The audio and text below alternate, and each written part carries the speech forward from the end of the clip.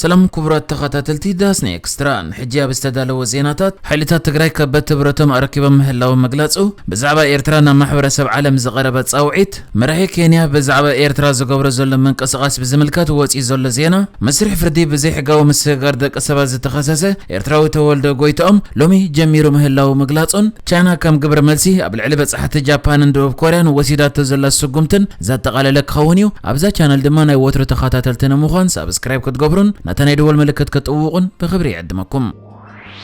أب عباي بريطانيا زمدبرو كريستيان سوليدارتي وورلد وايد زبهال تكال إرترا بغربيت هاجر إثيوبيا بزلو كونتات تساتفو زلوا بمخانا سكفتو بمغلاص سروت إرترا كاب تግራይ ክወጽ ማሕበረሰብ ዓለም بقلطف سقم تخوص تصويعو نايزي بحصرو تقال CSW تباهل صواع تكال أب أفريقا زلو لأخو زخونه كهاتاز غوندو أبزهابو مغلصي لو سروت إرترا بتاز تخوبت تግራይ نمسرح سلام إثيوبيا يزحلو آلو كبل تزاريبو زلو أخنايت تكال أب أفريقا زخونه كهازاتو غوندو بتوسعي نسراوت إرترا كستات كقربلو من كله نتزكى زلو مسرح سلام كومدمان سيفيلاويان زيغاتات تግራይ حدقا يمكبل دما تزاريبو استكالا مغلصي حبرت أفريقا استرفه محبرسب عالمن أدلا ينتخوينو توسخ علامة زغبر إقادا بمحنصاص بمجمارن كومون كل مدايو إقادا أصوارن حويسو سراوت إرترا كاب إثيوبيا بقلطف كسحبو كرغاغص نصوع إلا اتتكال بتوسخي أبز مغلصيو منغست إرترا زغنعي أبز بولو ملእኽቱ መንግስት ኤርትራ ጉዱድ ዕስክርና አቋሪጹ ኣብ ክንዶ ኣብ ምኽባርን መፈጻምን መሰልና ጽነትን ኤርትራውያን ዜጋታት ከድህብ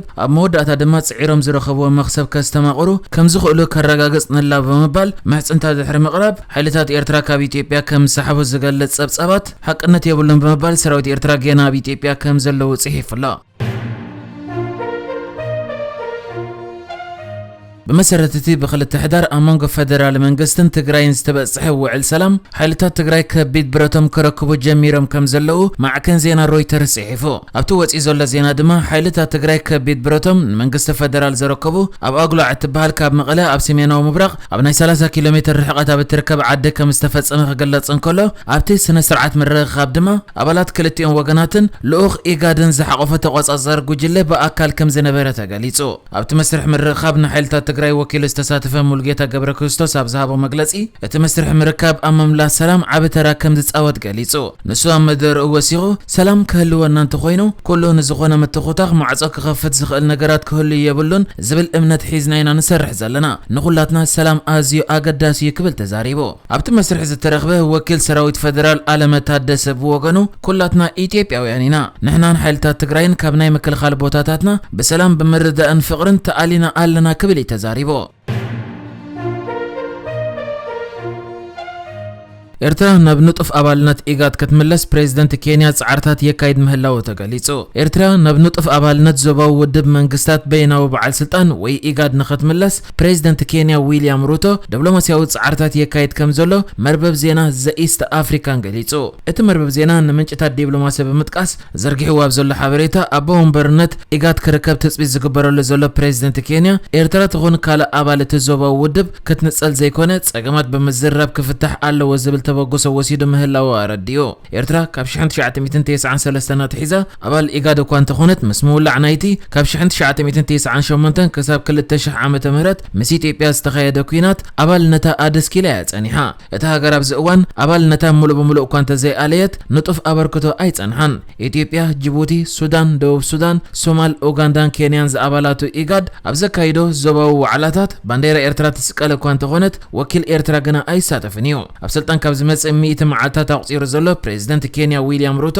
ኤርትራ ናብ ንጡፍ አባልነት ኢጋድ ክትመለስ ጥራይ ዘይኮነ ኣብታ እዋናዊ ስልጣን ኣብ ወንበርነት ኢጋድ ሒዛ ዘላ ሱዳን ንዘሎ ፖለቲካዊ መስርሕ እውን እጃሙ ከበርክት ከም ዝኾነ ይዝመን እቲ ፕሬዝዳንት ኣብ ዝሓለፈ 3 ኣዋርሕ ናብ ኢትዮጵያ ኡጋንዳ ታንዛንያ ግብጺ ዴሞክራሲያዊት ሪፐብሊክ ኮንጎን ደቡብ ሱዳንን ኤርትራን ወግዓው ናይ ስራሕ መብጻሕ ብምክያድ ምስ መራሕተን ኣብ ዞባዊ ጉዳያት ተመያይጡ እዩ ማእከላይ ቤት ጽሕፈቱ ኣብ ጅቡቲ ዝኾነ ኢጋድ ብዋና ጸሓፊ ዝምራሕ ዞባዊ ውድብ ኮይኑ አባላት ሀገራት በበዓሞትየን ናይ ኣቦ ወንበርነት ስልጣን ዝሕዛ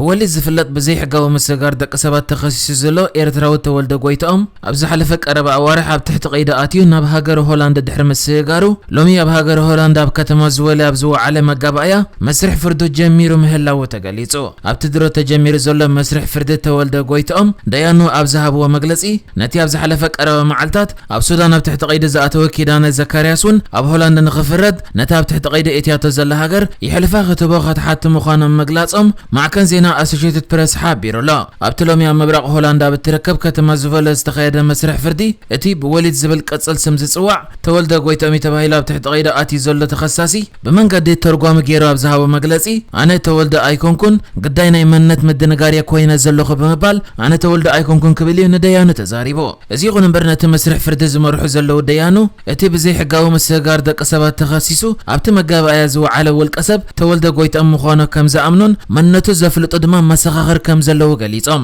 بجكا زدما هاغراو بيت فتنه فورنسيك هولاند منتن مرغاص مرمرا يكايت كم زلو تحبير لا لعلوي تعقبي تحجز خنت بيترا هوكسترا زهبته مغلص دما غداي تولد قويتام مس غداي تياب قراو معلتا زتتحزه كيدان زكارياس هبته مريم كتتحزو تدل مهلاوا غليصا كم ذكر تولد قويتام بزي حقاو مسغار دق سبات تخصيصو ابور حسنه 2021 اب اثيوبيا بتحت قيدا بزنبرلو اوان ن18 عامتات ما اسرت كقصع تفريد نيريو بمسرت تقريب له زلو كستات دما تولد قويتام كاب 2014 كسب 2018 ناب زنبر عامتات اب ليبيا ناب اوروبا كسغروكم يبزبل ኤርትራውያን ሱዳናውያን ኢትዮጵያውያን ሶማሊያውያን ደቅ ካለ ሀገራትን ስደተኛታት ዝዳጎኑሉ በሰብረ ዝሕለ መዳጎኒታት ከም ዝነበረ ክስታት ቀሪበለ ዘሎ ተወልደ ጎይቶም ኣብ መጋቢት 2020 ኣብ ትሕቲ ቀይዳ ኣቱን ኮሎ ኣብ ተመሳሳለ እዋን ድማ ኪዳነ ዘካርያስን ኣብ ትሕቲ ቀይዳ ኣቲ እኳ ተነበረ ኣብ ወርሕ መጋቢት ናይ ዝቐጸለት ዓመት 2021 ናብ ቤት ፍርዲ ክቐርብ ኣብ ዝወሰደሉ ዝነበረ እዋን ካብቶም ዝዕጅብዎ ዝነበረ ፖሊስ ሃዲሙ ክሳብ ኣብ ዝሓለፈ ቀረበ መዓልታት ኣብ ሱዳን ኣብ ትሕቲ ቀይዳ ዝኣቱ ክህደን ከም ጸንሐ ይዝከር ቻይና ካብ ደቡብ ኮሪያን ጃፓንን ዝመጹ ናይ ሓጺር ግዜ በጻሕቲ ቪዛ መሃብ ደው ከም ዘበለት ገሊጻ እዚ ድማ ተሃገር እተን ሃገራት ኣብ ልዕሊ ቻይናውያን ገያሾ ኣውሪደንኦ ዘለዋ እገዳታት ኮቪድ መልሲ ንምሃብ ከም ዝኾነ ገሊጻላ ኣብ ርእሰ ከተማ ደቡብ ኮርያ ሲኦል ዝርከብ ኤምባሲ ቻይና ንዑደት ናብ ቻይና ዝኣትዉ ደቡብ ኮርያውያን ቪዛ ከም ዝኣገደ ከፍልጥ እንከሎ ማዕከና ዜና ጃፓን ድማ ኣብ ልዕሊ ጃፓን ተመሳሳሊ እገዳ ከም ዝተገብረ ሓቢረን ኣለዋ ቻይና እተን ሃገራት ኣብ ልዕሊ ዜጋታት ሃገራት ዘንበረኦ እገዳታት ክሳብ ዘልዕላ እቲ ውሳነ ከተጽንዖ ምዃኑ ገሊጻ ዘላ ኣብ ዝሓለፈ ሰሙን ደቡብ ኮርያ ካብ ቻይና ንዝመጹ ተጓዓዝቲ ቪዛ በጻሕቲ መሃብ ደው ከም ዘበለት እኳ ተገለጸት ሚኒስትሪ ወጻኢ ጉዳይ ቻይና ግን ነቲ ስጉምቲ ቅቡል ዘይኮነን ኣብ ስነ ፍልጠት ዘይተመርኮሰን ክብል ይገሊጽዎ ነይሩ ሚኒስትሪ ወጻኢ ጉዳይ ደቡብ ኮርያ ድማ ሃገሩ ኣብ ልዕሊ ዜጋታት ቻይና ዝወሰደቶ ውሳነ ኣብ ስነ ፍልጠትን መርቱዕታትን ዝተመርኮሰ ምዃኑ ገሊጹ ይኹን እምበር ጃፓን ክሳብ ሕጂ ንቻይናውያን በጻሕቲ ካብ ኮቪድ ናጻ ምዃኖም ዘርኢ ውጽኢት መርመራ ከይረኣዩ ናብቲ ሃገር ምእታው ኣይተፈቀድንያ ደቡብ ኮርያ ካብ ቻይና ንዝመጹ ገያሾ እገዳ ቪዛ ቅድሚ ምግባራ ሓደ ሲሶ ካብ ቻይና ዝመጹ ተጓዓዝቲ ብኮሮና ከም ዝተለኽፉ ትካል ምቁፅጻር ሕማማት ደቡብ ኮርያ ሓቢሩ ነይሩ ንሕጂ ዝተዳለወ ዜናታት እዚ ነይሩ ብካልእ ክሳብ ንራኸብ ሰላም ንዓኹም